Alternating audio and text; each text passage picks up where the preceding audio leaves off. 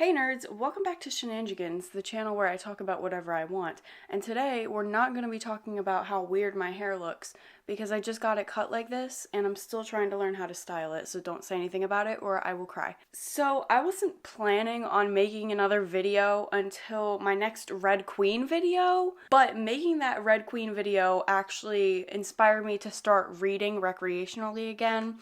And I picked up this. I had heard whispers of this book, okay, on TikTok and such places, all right? And the way that it was described to me was that rich people get together and have kinky sex. And I was like, okay, like I'm down. So I picked it up and I read it. I got about halfway through this book when I decided I need to make a video on it. So this is what we're working with. Twisted Love by Ana Huang. This shit is insane, okay? Trigger warnings. These are the warnings on the actual book. Very possessive / morally gray anti-hero, abusive parents, aquaphobia, panic attacks, attempted murder, actual murder, drowning, child abuse, and violence. However, the author does not also include stalking and infuriating characters, so I just thought I'd throw that in there for you. This book does have a couple of smut scenes, but I'm not going to go into too much detail about them because they're not really too relevant to the overall plot. Exposition. There are two characters in this book who are really the most relevant ones. First, we have Ava, who is the living embodiment of sunshine and everything good. Then we have Alex, who is the exact opposite. Alex is actually a conflicting character because he's one of the most flawed characters I've ever read, while also being a complete Mary Sue. Which is interesting because I did not know that those two things could coexist, but somehow Ana Huang made it happen. That's it. That's your exposition. Let's get into it. Chapter 1 starts with our main character Ava being stranded at a bus stop in the rain. Her brother Josh is going to be a medical volunteer in Central America for a year. They're gonna have a farewell party for him, but she is about to be late because she's stranded at a bus stop in the rain. She calls Josh to come and pick her up, and he sends his best friend Alex. We learn that Josh is very overprotective of Ava ever since the incident, which we will come back to. This is also where we get our first glimpse of Ava's phobia, which we will also come back to. We start to learn about Alex from Ava's perspective, and this is where the Mary Sue really starts to come in. Because for all intents and purposes, he is perfect. All I knew was Alex's parents had died when he was young and left him a pile of money he'd quadrupled the value of when he came into his inheritance at age 18. Not that he'd needed it, because he'd invented a new financial modeling software in high school that made him a multimillionaire before he could vote. With an IQ of 160, Alex Volkov was a genius, or close to it. He was the only person in Thayer's history to complete its 5-year joint undergrad MBA program in 3 years, and at age 26, he was the COO of one of the most successful real estate development companies in the area. He was a legend, and he knew it. Alex's fingers curled around the steering wheel, and my wild, hormonal mind latched on to how beautiful they were. That might sound crazy, because who has beautiful fingers? But he did, physically. Everything about him was beautiful. The jade-green eyes that glared out from beneath dark brows like chips hewn from a glacier, the sharp jawline and elegant sculpted cheekbones, the lean frame and thick light brown hair that somehow looked both tousled and perfectly coiffed. He resembled a statue in an Italian museum come to life. Anyway, Alex and Ava have known each other for 8 years because Alex is Ava's brother's Josh's best friend. And he spent Thanksgiving at her house every year because he doesn't have a family. More on that later. She tries to make small talk with him in the car. He does not reciprocate. At this point, he's not giving broody and mysterious. He's just acting like an asshole, I feel like. They have to stop and pick up a cake for Josh's party. This is where Ava realizes she had been wearing a white t-shirt, now soaked with rain, and he can see through it to her red lace bra. She says, "Instead of being an asshole and staring at my breasts, can you lend me your jacket? Because I really want to get this cake and send my brother, your best friend, off in style before he leaves the country." Now she's thinking, my words hung in the air while I clapped a hand over my mouth, horrified. Did I just utter the word breasts to Alex Volkov and accuse him of ogling me? And call him an asshole? He says, "Trust me, I was not staring at your breasts. You're not my type, even if you weren't Josh's sister." Alex asks why Ava was stranded. She's going to college for photography and she has a photography business on the side, and she also works at a gallery. She says, I had a photo shoot with clients. There's a nice lake in, and then he cuts her off and says, spare me the details. I don't care. Funny because you literally asked, but also we find out later that her character has severe trauma surrounding large bodies of water. This might be a plot hole because she has severe panic attacks around large bodies of water at other points in the story, so I doubt she'd willingly be around a lake and also call it nice, but I digress. She says, Josh has the worst friends. I don't know what he sees in you. I hope that stick in your ass punctures a vital organ. Then, because I'd been raised with manners, I added, thank you for the ride. This is honestly the funniest thing anyone says in the entire book, and we're only on the first chapter, so if that says anything about the entertainment factor of the ride we're about to go on. We're at Josh's farewell party, told from Alex's point of view. He's being hit on by two girls because of course he is, but in true bad boy main love interest fashion, he's not interested in them. This is where we first learn about Alex's rules. I fucked in a certain way, and only a specific type of woman was into that shit. Not hardcore BDSM, but not soft. No kissing, no face-to-face contact. Women agreed, then tried to change it up halfway through, after which I'd stop and show them the door. I have no tolerance for people who can't keep to a simple agreement. Ava's brother Josh pulls Alex aside and asks him to look after Ava and protect her while he's in Central America. Alex, ever the selfless gentleman, naturally tries to wiggle out of it before painstakingly agreeing to protect her. This pissed me off because Ava is literally a grown woman. She's in college. While it's nice that Josh is trying to get someone to look after her and make sure she's okay while he's gone, she doesn't need a babysitter. And she says this a few times in the story. Alex denies being her babysitter, but he literally is. She can take care of herself and she's got her own friends who will look after her. Like, why is a man here? Like, Josh mentions that Ava has an ex-boyfriend, Liam, who's been bothering her. I was going to regret this. I knew it, yet here I was, signing my life away, at least for the next year. I didn't make a lot of promises, but when I did, I kept them. Committed myself to them, which meant if I promised Josh I'd look after Ava, I'd fucking look after her. And I'm not talking about a text check-in every 2 weeks. She was under my protection now. This is also where we get our first glimpse into Alex's troubled past, as he remembers a gruesome scene which we'll get more into later. We also learn Alex was taken in by his uncle after the death of his parents. Chapter 3, we meet Ava's best friend and roommate Jules, who has agreed to help her and Josh pack his things. We learn that Josh and Jules dislike each other, which probably means they will get together in one of the later books. Alex shows up, and this is where Ava finds out that he will be watching her for the next year. He's going to move into Josh's house, which is right next door to Ava's house. Naturally, she's not happy about it, but there's nothing she can do because the men in her life have already made that decision for her. Luckily, Ava seems to quickly forget her aversion to Alex moving in next door to watch over her because she bakes cookies and waits for him to pull into the driveway after work. Side note, he drives an Aston Martin because of course he does. When he finally gets home, she brings him the cookies as a welcome to the neighborhood gift. He invites her inside. Overall, they have a very stiff, awkward conversation, but he does tell her he has something called Highly Superior Autobiographical Memory, or HSAM, because of course he does. She says, "You have a photographic memory?" He says, "No, they're different. People with photographic memory recall details from a scene they've observed for a short time. People with HSAM remember almost everything about their lives, every conversation, every detail, every emotion, whether or not they want to." We learn that Alex likes to do something called Krav Maga training, and he has a best friend named Ralph who owns a Krav Maga studio. Alex texts Ava and she doesn't answer for an hour. T. Side note, we also learn that he bought her a new security system for her house and did his research on all of her friends. So that's completely normal and not weird at all. Anyway, he texted Ava and she didn't answer for an entire hour, so he starts to get stressed out. What if something happened to her? Even though she's technically a grown adult, her brother is away, and Alex is now the designated man in charge of her, so he needs to know where she is and what she's doing at all times, because that's normal and not concerning at all. Like a normal person, he speeds to Ava's house to find that she's not there. Jules tells him she's not in trouble, she's just with a friend.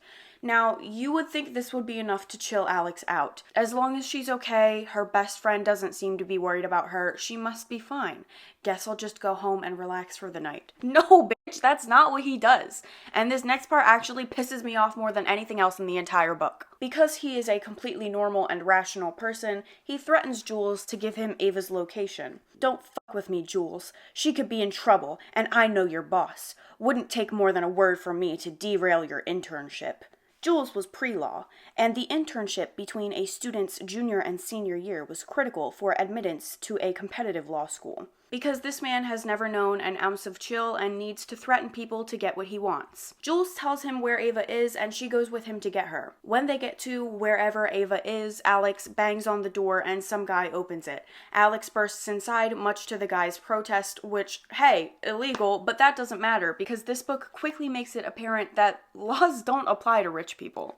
Alex seems pissed off at the thought that Ava might be having sex with someone, which I think was meant to invoke a feeling of, oh my god, like he cares about her, he's so protective of her. But to me, it just makes him seem controlling and annoying to an unnecessary degree. Like, he only had to make sure she didn't get, like, assaulted or die while Josh was gone. Her extracurriculars should be none of his business. He hides behind this mask of, like, college boys are the most dangerous. But we know he's just being territorial and jealous, which doesn't make sense at this point in the story because he's only ever been mean to her up until now, and he literally just told her that he doesn't find her attractive.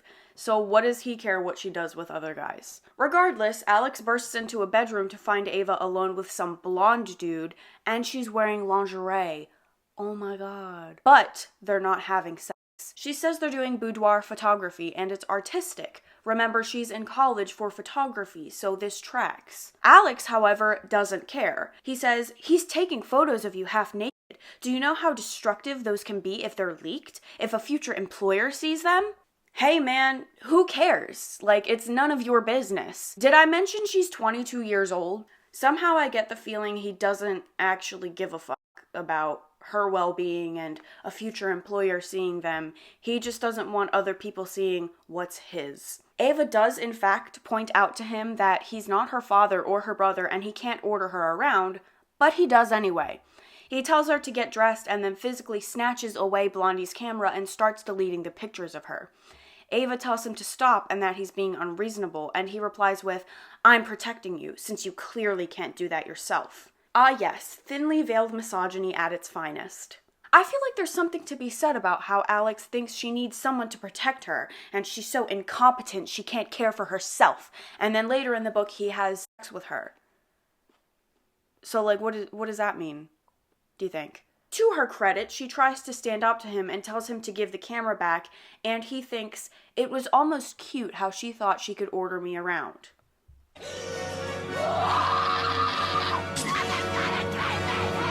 Just like he did with Jules, Alex threatens to ruin Blondie's career if Ava doesn't do what he wants, so she gets changed. He tells Blondie never to ask Ava to do something like this again, and they leave. It's quiet in the car on the way home, and Alex tells her it was for her own good. Sir, I will commit acts of violence against you. Chapter 6, we get Ava's feelings about the entire ordeal. Even now, my skin heated with anger at the memory of his overbearing attitude. I couldn't believe he'd had the gall to show up and boss me around like that, to threaten my friend, to act like I was a server or his employee. Even Josh had never gone that far. We also learn a little more about Ava's small group of friends. Besides Jules, we have Stella, who is an influencer, and Bridget, who is a princess. Because of course she is. Bridget had been attending an event at Eldora's New York consulate, which was required by the Princess of Eldora. That's right, she was an honest-to-God, real-life princess, second in line to the throne of a small but wealthy European country. Jules comments on how Ava was seemingly the only one who could break through Alex's solemn, emotionless exterior, and the group of girls devise an experiment to see if she can make him feel other emotions. They call it Operation Emotion. Ava isn't into it at first, but eventually agrees because she is a pushover. That night, we get our first glimpse into Ava's nightmares. She's drowning and calling for her mother. She wakes up at 4:44 a.m. and Jules comes in to comfort her, and we actually get a really cute scene between them. Just besties being besties. I genuinely love that. It doesn't last long though, because we unfortunately do switch back to Alex's POV. Patek Philippe, I think is how you say it. I'm poor, so I don't know brands of watches, but anyway, I check my Patek Philippe watch, limited edition, hermetically sealed and waterproof. This stainless steel timepiece had set me back a cool 20 grand.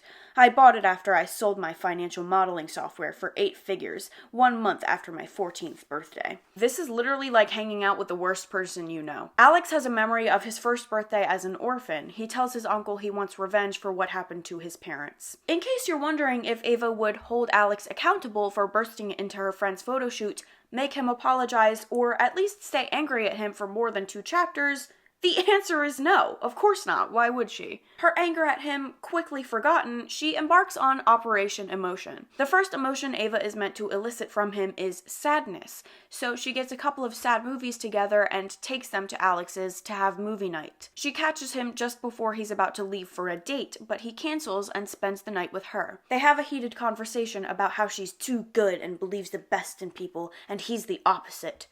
This is also when he calls her Sunshine for the first time, which is his nickname for her. Insert Golden Retriever x Black Cat trope. She falls asleep on his couch and he carries her upstairs to sleep in his bed. But instead of sleeping on the floor or the couch like a normal person might, he just decides to sleep in the bed right next to her because of course he does. Insert only one bed trope. He has a memory of the first time he went to Thanksgiving at Josh and Ava's house and they met. He shook her hand and he thought it was tiny and delicate, and I couldn't stop thinking about how easy it would be to crush it, because that's a normal thing to think when shaking someone's hand. He also thought the girl and her sunshiny smile wouldn't last a day in the real world, where monsters lurked around every corner and people hid their dark intentions behind masks. I was sure of it. This is the second time he's said something like this in the book, further emphasizing he thinks she's not capable of looking out for herself. I also couldn't tell if the author was purposely, ironically, trying to reference him at this part with the monsters and their dark masks, or if she's just not that self-aware and it completely went over her own head. Regardless, Ava has a nightmare in front of Alex. And then she wakes up touching Alex's dick, because of course she is, and it was hard because of course it was. Operation Emotion Rapid Fire. Disgust. Ava makes Alex yucky cookies, he eats them, and he says they're fine, which doesn't line up with his character at all up until now, because he doesn't seem like the type of guy to withhold his opinion to spare someone's feelings. This was probably supposed to be like a subtle sign that, like, he's changing for her and he cares about her feelings, ooh XD. I doubt it. Moving on. Happiness. She tried to make a picnic for them, and I just couldn't stop thinking how this reads from his point of view. Like, he doesn't know why she's doing all of this to him. It just seems like she's trying to hang out with him and maybe take him on like a date sort of situation, which is so cringe to me. It makes her seem like such a pick-me. Anyway, it doesn't work because why would it? Fear. She can't think of anything for this. She even hits up Josh and he can't think of anything either. Honestly, a waste of 3 pages. And just like that, Operation Emotion is over. Ava and her friends are out at a bar when Liam, her ex-boyfriend, approaches. Ava goes outside to talk to him. Liam begs her to get back together and she says no because he cheated on her. She tries to walk away, but he grabs her wrist and she knees him in the balls to get away. Further proving my point that, hey, woman actually can look after herself. What? The university is having an annual alumni charity gala and Alex is there to network and gather intel. He uses this event to meet people with power in different areas, finance, politics, what have you, to keep them in his back pocket until he needs to use them for something, which is definitely in line with his character and definitely makes complete sense, because as we've seen up until this point, he's so good at schmoozing and interacting and making alliances. I'm lying, me when I lie, because why would anyone willingly associate with this man, money or not? He's the most unlikable guy ever. Even during this gala scene, we get no indication that he's trying to be friendly or affable. He's literally a bump on a log. Anyway, Ava shows up for some reason, and she looks really hot. As Alex is trying to make his way across the room to her, a woman named Madeline steps in his way. Turns out she's been on his roster for a while, and that's actually a term that he uses. They weren't, like, exclusive, I guess, but she required him to take her out to dinner before they had sex. Some would call that a date. Alex would not. It was just an arrangement. Anyway, she's the woman he stood up to have movie night with Ava. Alex, Madeline purred. I haven't heard from you in a while. He says, I've been busy. She says, you never made it up to me for canceling our date. And I never will. It's been fun, but it's time for us to part ways. She says, you're breaking up with me? He says, to break up, we'd have to be dating. That congressman looks interested. Why don't you go say hi? Red tinted her creamy skin. I'm not a prostitute. You can't pimp me out to another man when you're done with me. And we are not done. Not until I say so. I'm Madeline fucking House. He says, that's where you're wrong. We're all prostitutes in our own ways. Hey man, what the fuck does that mean? What are you talking about right now? Like, actually what? I'll give you a pass for your tone tonight, given our history, but don't contact me again, or you'll find out the hard way how I earned my reputation for being ruthless. I'm not above ruining women. Quick question, how am I meant to be attracted to this man? How am I, as the reader, meant to read this and think, yeah, Ava should be with him? Like, just putting on the page, he's really, really hot, doesn't make me like him. His personality is god-awful. Like, it's fine if you want to break it off with a woman, that's completely understandable, but you don't have to be a dickhead about it. Granted, Madeline was kind of being a spoiled brat, but the way he speaks to women in general is so unnecessarily rude, it makes me despise him. Anyway, Alex sees Ava talking to a guy named Colton and waltzes in and makes Colton disappear because God forbid she acknowledge another man's existence. They dance together and have a very Wattpad-coded conversation. She says, you have no idea what I want or what's in my best interest. And he says, try me.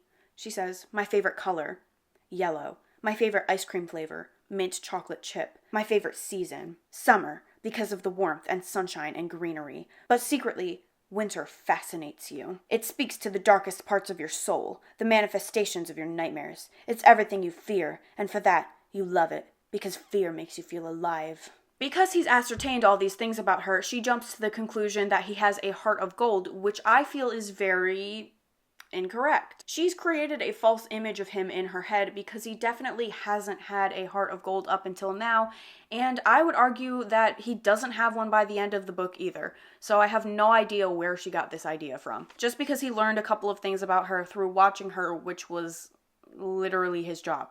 Anyway, he continues his, you misunderstand me, I'm a bad boy, I'm not good for you act, and Ava walks away. They ignore each other for the rest of the gala, and when Alex is getting ready to leave, he walks into a closet to find ex-boyfriend Liam and Ava arguing.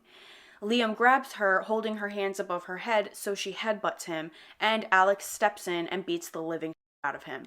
In fact, Ava physically has to stop Alex from killing him. Now, you may be thinking, does Alex get in trouble or even questioned by authorities for physically assaulting and almost killing this man? The answer is no. It's never mentioned again. They leave the gala together. In the car on the way home, Ava has a flashback to drowning in the lake again and calling for her mother. She was about 6 when this happened, and we learned that around this time, Josh and her father moved out. And she also says her mother was really sad all the time.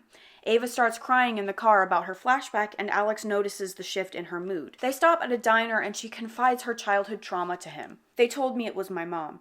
My parents were going through a nasty divorce, and apparently my mom had some sort of breakdown and pushed me into the lake, knowing I couldn't swim. I would have drowned had my dad not come by to drop off some papers and seen what happened. He saved me, and my mom's condition deteriorated further until she killed herself. We learn that she feels undeserving of love because her mother tried to kill her and her father has always been emotionally unavailable. And Liam was yet another example of a person who was meant to love her and didn't. At the end of the chapter, Ava agrees to take Krav Maga lessons if Alex agrees to do one photography session with her. He does. Next chapter, they do the photo shoot and they're honestly horny the entire time. She's looking at the photos. I had been so busy snapping away I hadn't paid attention in the moment, but now I saw it clear as day. Stark desire scrawled across Alex's face as he stared at me, his eyes burning through the camera and straight into my soul. It was the only photo where he wore that expression, so it must have been a momentary slip on his part. A stripping of his mask, mask, if only for a few seconds. Next chapter, Alex and his uncle are talking about their revenge plans for the guy who put out a hit on his family. I opened my burner laptop and pulled up the encrypted folder, where I kept all the documents detailing my enemy's finances, business dealings, both legal and illegal, and upcoming contracts. I'd chipped away at his empire over the years, slow enough that he thought he was just going through a long string of shitty luck. Now I just needed one more piece of evidence before I felled him for good. At least I'd take satisfaction in the fall of Liam Brooks. A few well-placed calls, and he'd been fired and blacklisted from every company that mattered in the northeastern United States. A few whispers in the right ears, and he'd landed on DC Society's blacklist. Like, dude, chill. He was an annoying little asshole, and yeah, he physically assaulted Ava, but like, you didn't have to do all that, especially after you literally beat the out of him. Once again, Alex has never known an ounce of chill and just goes full send at all times. Alex then just happens to see a live stream on social media of Madeline pushing Ava into a pool. What the freak and what the heck? How did we get here? So he speeds to Madeline's house. We switch to Ava's POV and we find out she was at Madeline's house for a party with her friend Stella. Stella went to get a few drinks when Ava went into the pool room and Madeline confronted her about her relationship with Alex, which she knew about because she saw them dancing together at the gala. Madeline says, "What I don't get is why he would be interested in you.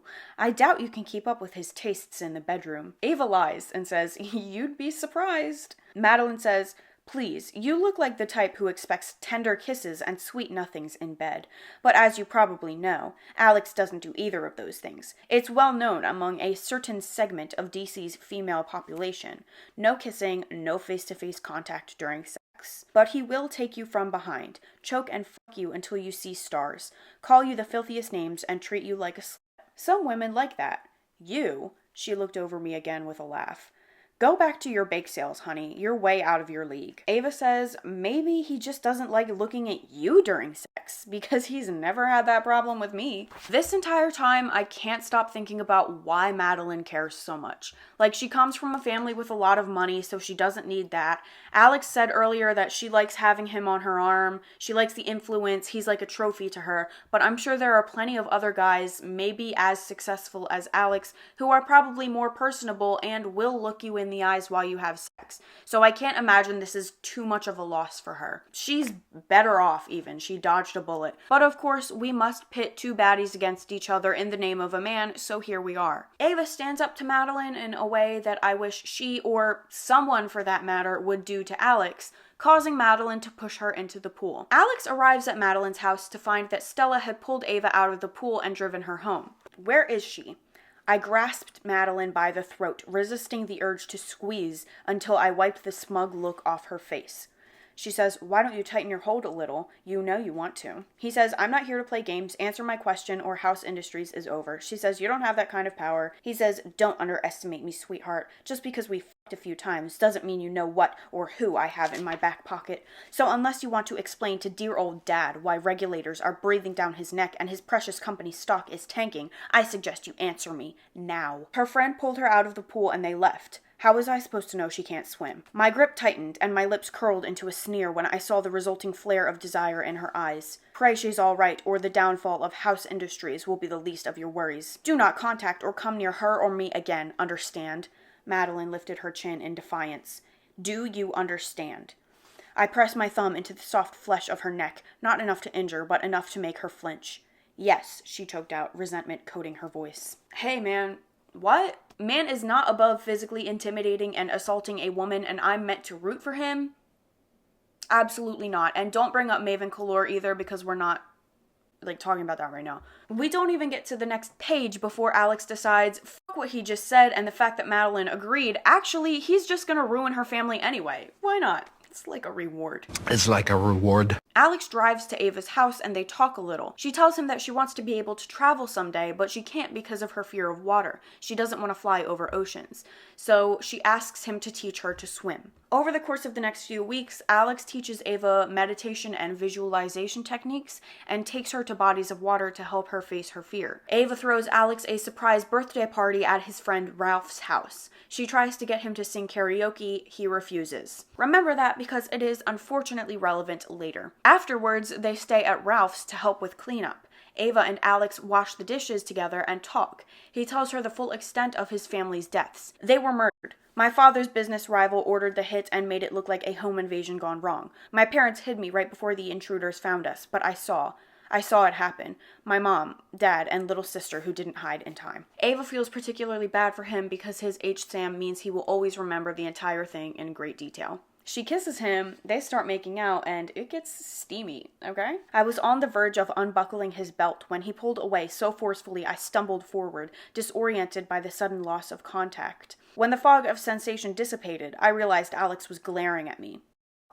He scrubbed a hand over his face, his scowl fierce enough to make grown men quake. She says, Alex. He says, no, what the hell were you thinking? What do you mean, what was she thinking? Were you not also there? Were you not also taking part? Like, how do you give her cues that, like, this is okay and you're down for this, and then suddenly push her away and be like, what are you doing? What's wrong with you? Like, that was out of line. Don't piss me off. Like, he basically becomes emotionally unavailable again. Not that he was really that emotionally available to begin with. And he tells her the kiss was a mistake and it wouldn't happen again. In a rude way, of course, because why would he ever express empathy and let a woman down gently? I'm trying to save you, Ava, she says. From what? He says, from me. Oh, brother, this guy stinks! Flash forward a few days, Alex understandably hasn't heard from Ava in the days since his birthday party, and instead of taking context clues into account and realizing that he probably hurt her feelings and she didn't want to see him anymore, he buys her a new phone and shows up at the gallery she works at to give it to her. Because obviously, if she isn't texting him back, it must be because her phone is broken, and not because he's an insufferable asshole. She says, I don't know what you want me to say. I kissed you, you kissed me back, then you said it was a mistake and we agreed to never do it again. I thought you wanted space, and I gave it to you. I'm not one of those girls who chases after guys who don't want them. But, unfortunately, we are not even halfway through the book yet, so you do the math. She says she'll continue practicing her meditation and visualization, and she'll just get someone else to teach her how to swim. One would think that's no big deal. Alex, however, has a mild meltdown. The hell you will, I snap. You asked me to teach you how to swim. I'm the one who worked with you all these weeks. If you think I'm gonna let some f***er swoop in and take what's mine, you don't know me at all. We're resuming lessons this weekend. Don't even think about trying to find someone else. She says, fine, no need to yell. He says, I'm not yelling. And then he thinks, I never raised my voice. Period. I put in my notes, I'll kill you. Then why is everyone staring at us? Including my manager. He's looking right at us. I promise to learn swimming with you, okay? Now leave before I get in trouble. So once again, she's a pushover. Now, you may be wondering, Angie, is Alex held accountable for coming into her place of employment and embarrassing her in front of customers and her manager? Well, the answer is no. Why would he? He just buys the most expensive painting they have for sale, Ava makes commission off of it, and all is forgiven and forgotten. She says, the piece costs $40,000. He says, really? Shit. She says, I'm sure we can, and then he interrupts her and says, I thought it was expensive. I've never seen a character say so many obnoxious things in such quick succession. That weekend, Alex and Ava meet up at a hotel for her very first swim lesson. She gets in the pool, and at first she's really stressed out, but he helps her through it. She does have another flashback, and he has to take her out, but he promises it'll be better the more they practice. She asks him to kiss her, and they go back and forth for a minute because he's like, you don't know what you're getting yourself into. And she's like, Madeline told me about your rules, and I'm actually totally down. Alex gets the penthouse because of course he does, and they have crazy wild sex. Honestly, the smut in this book isn't half bad, but like I said, it doesn't affect the plot too much, so I'm not going to go into too much detail about it. All you need to know is insert the Tumblr, you're mine and I own you cliche. Also, while they're doing it, Alex has her face him and kisses her, which is, from what we've heard up until this point, uncharacteristic for him. He tells her that this is because the rules don't apply to her. Oh my god, that's actually so cute. You know what? I've decided he's not a walking red flag at all, and I totally ship them together. Ava summarizes that they've been fucking nonstop all weekend. She thinks to herself, probably the cheesiest thing I've ever heard. I'm sorry, honey, but it's over, I told my poor heart. You don't belong to me anymore. I wrote in my notes, kill me now. Okay? So you're probably thinking, the whole best friend's brother trope, Josh is going to play a part in this. Maybe they're going to have to try really hard to hide it from him, and when he actually finds out, there's going to be a huge blowout.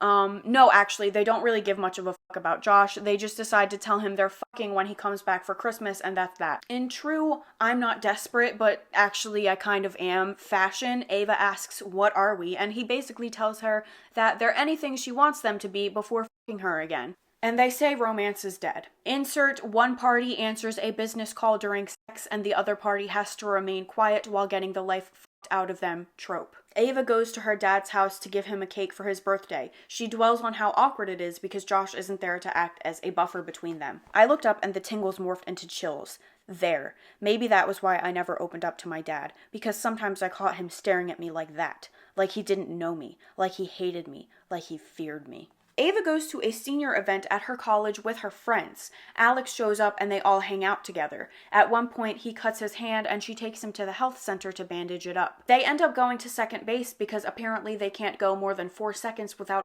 orgasming in each other's presence. Ava and Alex go back to her father's house for Thanksgiving and spend the night. She has another nightmare. When she awakes, she stays in bed for a few hours before going out to the lake behind the house. She has another flashback to her mother pushing her in the water, and then in real life, like not in the flashback, like IRL, her father appears and asks her what's wrong. She starts freaking out. She screams so loud that Alex wakes up. She blames her freak out on her aquaphobia and Alex drives her home. She's talking about her mother. Only, I don't think she returned. I thought I smelled her perfume, but in my nightmares, my memories, I never got a good look at the face of the person who pushed me. It all happened so quickly, but when I was by the lake a few days ago, more memories returned, and I realized I'd seen more than I thought. Before I fell in the water, I saw a flash of gold, a signet ring, MC, Michael Chen, Alex, my mom didn't try to kill me, my dad did. Ava has another memory of her father trying to kill her as a child. She had written an essay in Mrs. James's class about her hero, and she chose her father because he saved her from drowning. She got an A and went to show it to him in his office. He takes a look at it, says Ava was a carbon copy of her mother, and then tries to smother her with a pillow. She was 9 years old when this happened, and then afterwards she lost all of her memories for her entire childhood, like before that. Like a trauma response. This is where it really goes off the rails for me, okay? A week later, Alex and Ava sit down in a conference room to meet up with Michael. She tells Alex to leave, and for once in his miserable life, he does what she asks him to do. She starts telling him she remembers the times he tried to kill her. I have to admit, this was the first time in the book I was actually page-turning, like I was excited to see what was gonna happen. Michael tries to gaslight her, saying none of it happened, and she never even had a teacher named Miss James. Alex bursts in, because of course he does, confronting him and telling him that it did actually happen, and she did have a teacher named Mrs. James. Once Michael realizes gaslighting, gatekeeping, and girl bossing is no longer a feasible option, he drops his mask and has his Joker arc. I am unfortunately not kidding you when I tell you the book literally says, "Bravo, he slow clapped." Michael then provides us with a convenient and extensive villain monologue confessing to everything, because of course he does. So apparently Ava's mom cheated on Michael, and Ava isn't really his real daughter, which is why he doesn't like her as much as he likes Josh. Josh is his real son. He just wanted custody of Josh, but the two kids were a package deal, and the courts usually sided with the mother. Michael had to create a situation to make her seem like a bad mom, so he would get custody. He went to the house that day to plant drugs to make her seem like a bad mom and get the kids taken, but he ended up pushing Ava in the lake instead. He pulled her out and called 911. Ava says, I didn't even see. I didn't remember. He says, not after, but in the moment, it's quite easy to implant false memories, especially in the mind of a confused, traumatized child. A few suggestions and leading questions from me, and you were convinced it was your mom. Said you smelled her perfume. Plus, she was the only person there. Either way, the authorities had to investigate, and they gave me custody of you and Josh while they gathered evidence. Your mom became depressed. And, well, you know what happened with the pills.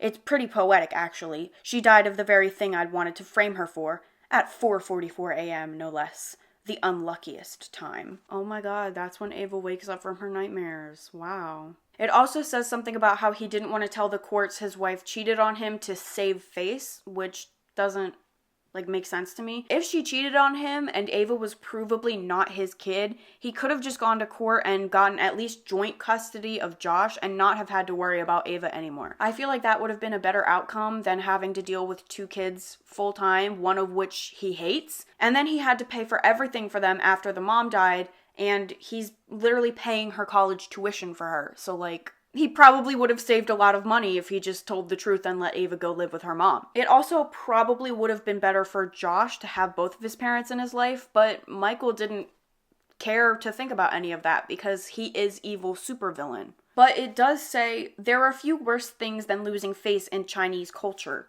So that may play a role in it. I'm a white I can't say if that's true or not. Michael says, can't have it all. To be fair, the office incident was a moment of weakness on my part. You were very much aware of what was going on, and I would have had a hell of a time explaining what happened, though I'm sure I would have come up with something. But imagine my pleasant surprise when you woke up, with not only no recollection of the office, but no recollection of your entire childhood up until that point. Doctors couldn't explain it, but it didn't matter. All that mattered was that you forgot. God really does smile on me, doesn't he? I wrote, I have a bomb. Alex explains there's no statute of limitations on attempted murder. This whole conversation is being recorded and will be used against him in court. 2 literal FBI agents enter the room and arrest Michael on the spot. Even still, Michael seems intent on fighting this. Even though he literally just confessed to the entire crime, he says, this won't hold up in court. I'll fight it. You won't win. Fam, you just confessed. Unfortunately for him, Alex reported Michael to the FBI for tax evasion and corporate fraud, meaning that most of his assets will be frozen and he can't use any of his money. Also, fuck Central America, I guess, because Josh just shows up and beats the fuck out of Michael right in front of the FBI. Does he get in trouble for this? No, why would he? Ava and Josh sit down alone at a restaurant to talk. He eventually brings up Ava and Alex's relationship, so we are to assume that he already knows, and we didn't actually get to see the moment on page where he found out. Very anticlimactic. We get about half a page of her metaphorically sucking Alex's dick to Josh. He's patient, he's smart, he's funny and wonderful, and he may not show it to the world, but he does have a heart. A beautiful one. Girl, be so f***ing for real. Josh asks if she's in love with Alex, and she says yes. At the end of the chapter, Ava tells Alex she's in love with him. He doesn't say it back. If nothing else up until this point was a red flag for her, that should have been the biggest one. I wrote, Chapter 31, why is it still going? Alex goes to his uncle's house to talk to him. This is where we get his full memory of his parents and sister being murdered right in front of him. 2 guys broke into his house, and his parents tried to get him and his sister into a hidden passageway behind the fireplace to hide them, but his sister ran out at the last second to chase after the cat. Alex watched as the 2 men killed both of his parents and his sister, but don't worry, they left the cat alone. So the 2 men leave, assuming Alex was still at sleepaway camp. Being his last living relative, that's how Alex and his uncle became so close. Alex becomes suspicious of his uncle, and when his uncle goes out, he starts looking around the house for incriminating evidence, and eventually finds some hidden in a fake electrical outlet because of course he does.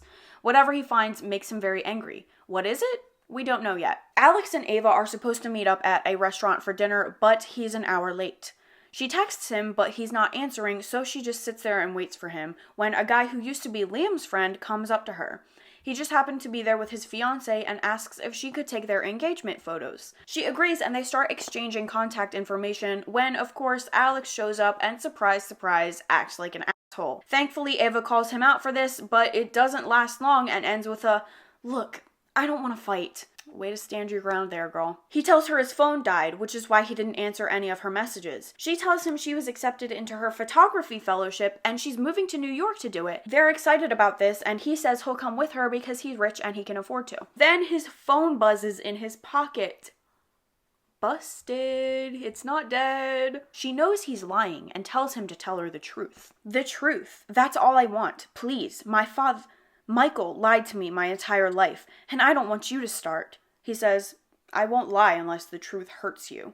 She says, Alex. He says, plausible deniability exists for a reason, sunshine. I hate him. Actually, I hate him. Back when Alex was 12 and decided he wanted revenge for his parents' and sister's deaths, Ivan looked into it and found it was a hit called for by none other than Michael Chen, because apparently he was Alex's father's top business competitor. Alex had been slowly playing the long game, trying to ruin Michael's life for years. Present day, Alex hires a hacker to tell him for sure who hired the hit on his family, and he finds out it was not, in fact, Michael Chen. It was actually his uncle Ivan. OMG. Ava shows up at Alex's house to talk about their relationship. At the same time, Uncle Ivan shows up. They sit down to talk over tea. We find out that Alex is now the CEO of his company because he staged what he called a boardroom coup and basically dethroned Ivan as CEO. You know what I'm thinking right now. Ivan makes a remark about all the cameras he has throughout his house, and Alex gleans that he'd caught him finding the evidence in the electrical outlet. Oh no. This is where we learn that he found letters between his uncle and mother. His uncle had professed his love for her and she rejected him, and he swore revenge. This is the motive behind him hiring a hit on them. Uncle leaves, Alex and Ava talk about their feelings and then have sex. 2 weeks afterwards, Alex shows up at Ivan's house to find that Ivan has kidnapped Ava and Princess Bridget, because of course she's a princess. He says he won't free them unless Alex resigns from the company and reinstates Ivan as CEO and wires him $50 million for emotional distress. Now it's Alex's turn to villain monologue, though all of it isn't exactly true. He makes it seem like he's betraying Ava and she cries. He thinks, the worst part was, I had to do it. I'd give her up if it meant saving her. That's where you're wrong. You underestimate me, Uncle. She was never more than a pawn in my game. Why do you think I pulled back after her father went to jail? She was useless to me after that. I admit, the sex was good. That's the only reason I didn't cut her off entirely. Sorry, sunshine. The cat's out of the bag, so I might as well tell you the whole story. The man I told you about, the one who murdered my parents, that was your father. Well, fake father, Michael Chen. I always knew. You think it was a coincidence that Josh and I were assigned to the same room our freshman year? A hefty bribe to the right person goes far, and there's no better way to destroy your enemy than from the inside. I played the dead parents card to gain his sympathy until he invited me over for the holidays, and while everyone was asleep, I snooped. I bugged your house, went through your father's files, found lots of interesting information. Why do you think his business took so many hits over the years? I dismantled his entire empire piece by piece, and you and Josh had no clue. This year was going to be the grand finale, the year in which my plan to take down his company publicly and humiliatingly came together. But I needed one more piece of information, one more excuse to search through his office. Then Josh, my ticket into your house every Thanksgiving, announced he was volunteering in Central America. Most inconvenient. I needed another in. That's where you entered the picture. Josh did most of the heavy lifting himself when he asked me to look after you, but I planted the idea of moving into his house. After all, it was much easier to make you fall in love with me when you had to see me every day. And you did. It was so easy, it was almost embarrassing. Sweet, trusting Ava, so eager to fix broken things, so desperate for love she'd take it anywhere she could find it. Honestly, this is how Ava should know he's lying, because he did absolutely nothing to make her fall in love with him. He deadass wasn't even trying in the beginning. In fact, he was actively being mean to her, so how was this a whole plot? It doesn't make sense. He then turns on his uncle and says, I was wrong. It was never Michael. Was it, Uncle? Now Ivan turns around and starts monologuing, and I wrote, OMG, get me out of here, save me, please. Ivan says he framed Michael Chen because he was one of Alex's father's business rivals. They go back and forth for a few boring expositional pages until Alex says, I can either agree to your request or I can save your life. You choose. Alex has a got you moment where he explains that he slipped something into his uncle's tea a few weeks ago when he came to his house, a deadly poison he'd bought on the black market. It had been slowly killing him for 2 weeks, and only Alex had the antidote. Eventually, though, this is revealed to be irrelevant and yet another waste of 2 pages, because Alex gets the upper hand, Ava and Bridget leave the room, and he just shoots and kills his uncle anyway. He also kills his uncle's henchman, but not before torturing him for touching what was mine, in reference to Ava. So, heck yeah, what a nice, well-adjusted young man. Afterwards, Alex comes outside and meets up with Ava and Bridget. Ava's like, hey bestie, just wondering, were you being /J or /SRS in there? And he tells her he was being /SRS. He's thinking he's doing the right thing because he's trying to protect her from him? ? Which is a stupid reason, but fuck it, we ball. Regardless of his intention, she's heartbroken. Mind you, since he found out his uncle was responsible for his family's deaths, he was intent on killing him anyway, so his betrayal of Ava was pretty unnecessary and doesn't really make any sense at all. But apparently the author is getting paid by the word, so I guess they're broken up now, and we still have about 70 pages left. Alex gives us this bullshit, the only way to protect her was to let her go excuse. Honestly, f*** him at this point. Now, you may be thinking, Angie, this man just killed 2 people. Surely now there's no way to escape accountability, right? I had cleanup teams on standby in various cities, ready to swoop in case any of my many plans went awry. No one knew about them, not even my uncle when he'd been alive. They were discreet, efficient, and looked like normal people who held normal jobs, not fixers who could bury any body, erase any evidence, and jam any connections, including outgoing calls to police stations. Every police officer and paramedic who showed up today was on my team, and they'd played their roles convincingly. So, in short, no, why would he be held accountable? He then burns down his uncle's mansion, covering the evidence and making it look like it was all an accident, which would definitely happen in real life because why would cops and firemen investigate for more than 2 seconds and see that it was a double murder? But then again, he is uber rich and maybe the cops are corrupt, so who knows? While the house is burning around him, he thinks, I was tempted to stay and let the flames consume me. I wish he would too. Next chapter, Josh beats up Alex, but only because Alex lets him and doesn't fight back because he deserves it for what he did to Ava. Alex is sad and misses Ava, but still thinks he did the right thing by letting her go. 2 months later, Ava has been in her Bella New Moon There's a possibility arc. But eventually she decides to go swimming in a pool all by herself and has a girl boss moment of, I need to stand up and do things for myself. I'm a strong, capable woman. All my life, people had coddled me. Josh, my friends, Alex, or at least he pretended to care about me. I'd let them because it was easier to lean on others than myself. I'd thought myself free because I didn't have a physical cage, when in fact I'd been trapped by my own mind, by the fears that haunted my days and the nightmares that haunted my night. I'd stuck with the safe choices because I thought I wasn't strong enough for anything else. But I'd survived not 1, not 2, but 3 near-death experiences. I'd had my heart broken and smashed, and I was still breathing. I'd lived with my nightmares almost my whole life and still found the courage to dream. Slay. Good for her. Love that. 2.5 months later, Alex's friend Ralph shows up at his job and Alex acts like an asshole. He says, I'd been in a foul mood for months. Just because he broke up with his girlfriend. We love emotionally mature men who know how to properly direct their anger and not take it out on those around them. Princess Bridget, because of course she's a princess, enters with her bodyguard and reveals that she found out Alex has hired someone to follow Ava and protect her, which is unhinged to say the least, but you know. Bridget says, like I said, I despise what you did to her, but I also believe you love her, even if you're too stubborn or stupid to see it. Alex says, I have an IQ of 160. Intellectual intelligence doesn't equal emotional intelligence. And do not interrupt a princess. It's terrible etiquette. Thank you, Bridget, for being apparently the only person in the entire book who will stand up to him, like Jesus. Anyway, Bridget tells him Ava hasn't been the same since the day they broke up, and that she's switched her fellowship location from New York to London. This sends Alex into a full-on crash out. Because I love her. There, happy? I love her so much I would rather give her up than hurt her. But if you think I'm letting her go to another country alone with no protection, you've got another think coming. Now give me her fucking flight info. I wrote, I have a gun. Man rushes through the airport to have a heartfelt goodbye with his love trope.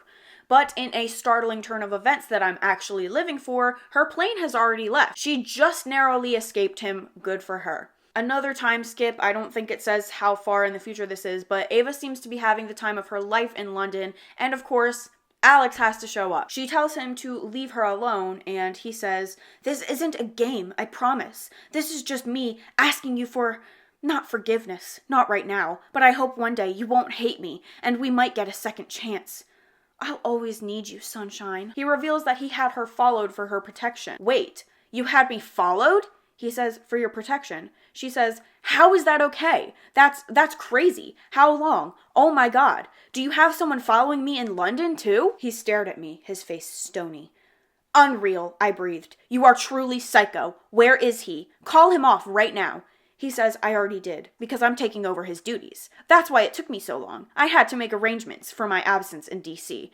You'll be seeing a lot more of me from now on. She says, the hell I will. I'll file a restraining order against you. Have you arrested for stalking. He says, you can try, but I can't guarantee my friends and the British government will comply. And if you think I'm leaving you alone and unprotected anywhere, you don't know me at all. She says, you keep talking about protecting me, but you hurt me more than anyone else in my life, even Michael. Even when I thought you were being an ass, I trusted you to tell the truth, and you turned out to be the biggest liar of all. Just leave me alone. He says, I can't do that, sweetheart. I'll wait however long it takes, but I'll never be okay with a world in which you're alone. She says, who says I will be? Maybe I'll find someone else. His eyes darkened to a furious shade of emerald, and his shoulders tensed even more. Somewhere, thunder boomed. I hadn't noticed the weather morph from sunny to its current gray, gloomy state, but I wouldn't be surprised if Alex had the power to control it with his emotions. At this point, anything is possible. He says, the hell you will. I'll kill any man that touches you. She says, you have no right. I don't belong to you. Valid. He says, that's where you're wrong. I f***ed up massively, but I will earn your forgiveness one day, and you are mine. Always, no matter how much time or distance separates us. Hey, quick check-in. How are we feeling? Because I personally don't find this to be attractive at all. And I know some people are like into the whole like stalker fantasy or whatever. Okay, but like me personally, I actually deeply hate this man, you know? Maybe it's just me, but no part of me is looking at this and being like, oh my god, like that's kinda... No. Like, if this happened to me, I would feel extremely unsafe and wouldn't want him anywhere near me. He is truly an unhinged individual, and for about 5 seconds, Ava seems to be seeing the light and realizing like, oh my god, like he's actually insane, like he's psycho. Unfortunately for us, it doesn't last, but I guess we'll get there. He holds true to his promise and continues to stalk her even though she has made it abundantly clear that she doesn't want him there. He also sends her presents, flowers, jewelry, chocolate. She pulls him aside one day and tells him he needs to stop. He says he'll stop with the gifts, but he's not going to stop following her around. Sweetheart, please, tell me what I have to do. I'll do anything. She says, I don't know if there's anything you can do. I'm sorry. Insane work that she's apologizing to him right now. Anyway, he says, then I'll just have to try everything until we find something. 1 year later, yes, an entire year has gone by, and Ava has finished her fellowship. They're holding an exhibition. Someone bought all of her pieces because of course they did. 3 guesses who it was. Alex and I had developed a new, well, I wasn't sure if I could call it a friendship, but it was a step up from whatever we had when he arrived in London a year ago. He still waited for me in front of my flat every morning and walked me home after my workshops every afternoon. Sometimes we talked, sometimes we didn't. He helped me practice my new self-defense moves, assembled my new dining table after my old one broke, and served as a de facto assistant on some of my photo shoots. It had taken a long time before we reached that point, but we'd gotten there. He was trying, more than trying, and while I'd regained a modicum of trust in him, something held me back from fully forgiving him. What could it be? The fact that he has no semblance of boundaries? Like, I'm going to bang my head against a wall. Alex comes out on stage at the exhibition and sings a song. I cannot make this up. I genuinely wish I had recorded my reaction when I read this part, because I literally had to put the book down, placed a hand over my chest, and just had to sit there and process for a few seconds. Like, is this actually happening? Like, then he opened his mouth, and my heart stopped altogether, because the voice that came out and flooded the room, it was the most beautiful thing I'd ever heard. Because of course it was.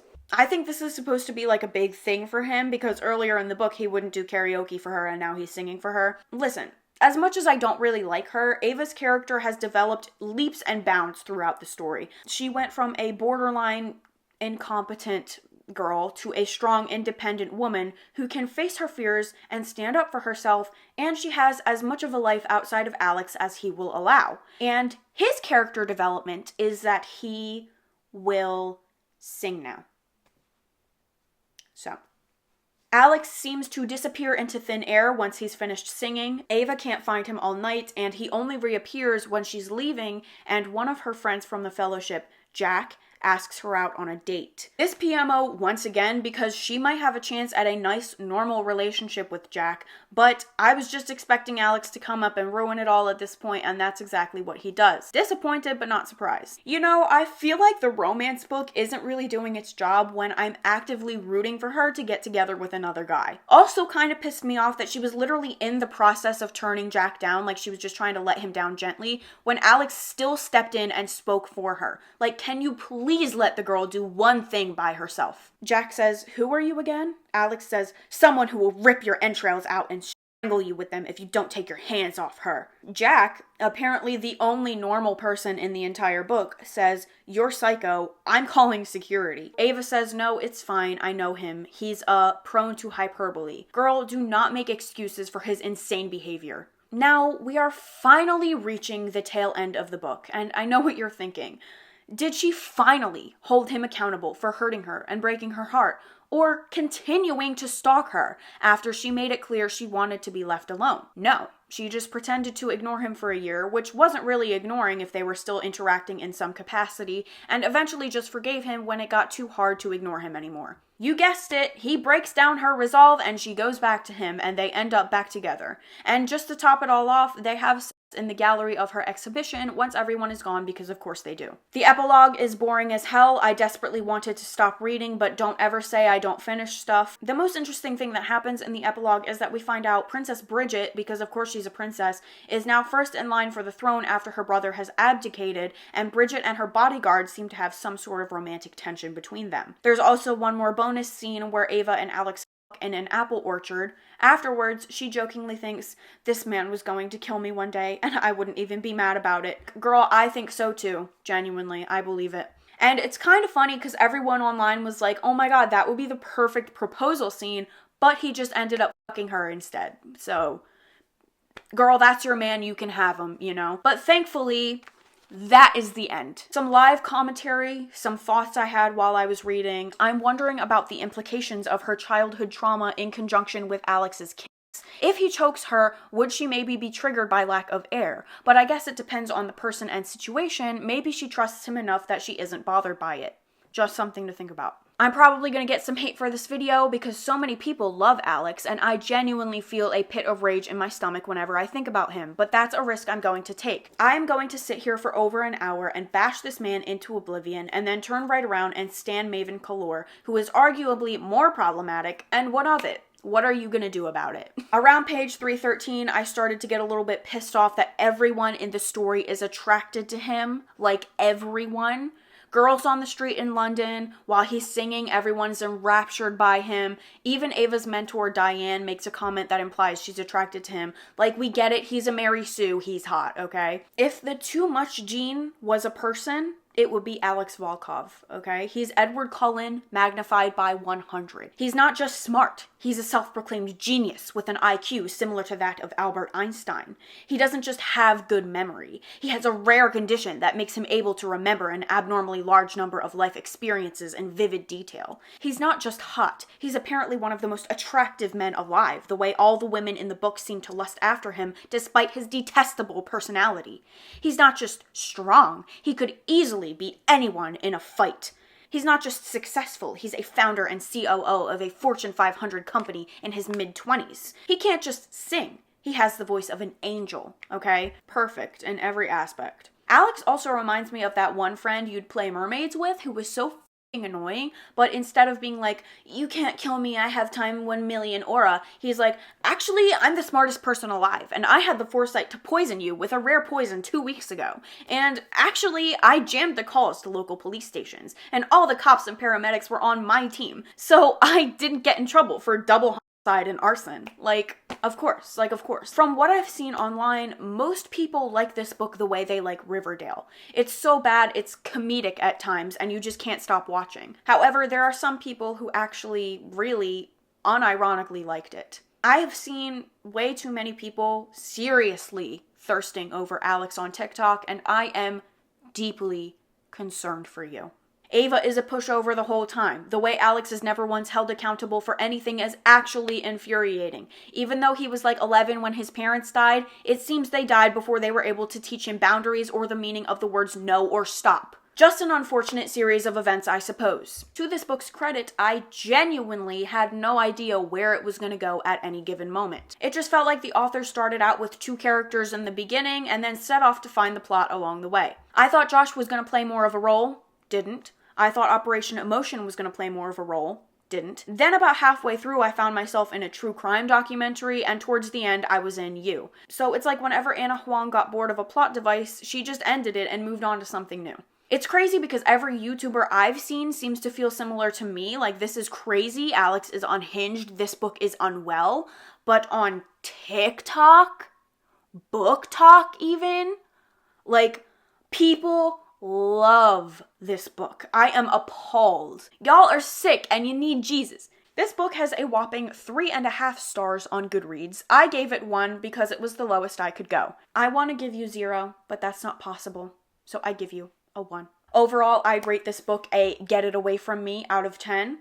7 out of 10 for the smut. The smut was the best part. And honestly, 10 out of 10 for the title. This is an adequate description of the book, I'd say. I know this is a book series, and while I would genuinely rather be stalked by Alex Volkov than read any more of them, if this video gets like 5,000 views and 100 likes, I will unfortunately do it. But that is all I have for you today. If you like this video, please like, share, and subscribe. I post whenever I feel like it. If you have something nice to say, leave a comment. If you have something not nice to say, leave a comment. Alex Volkov, that's all. Like, okay, thanks, bye.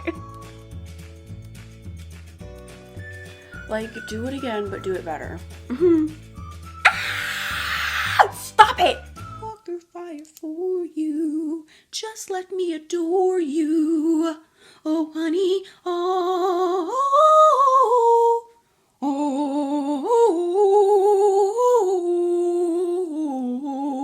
Percocet, Molly Percocet. Chase a chick, never chase a bitch.